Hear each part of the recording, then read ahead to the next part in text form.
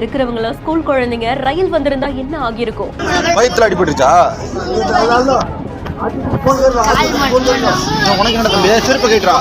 மாணவர்களை காப்பாற்ற கிரேனாக மாறிய கைகள்.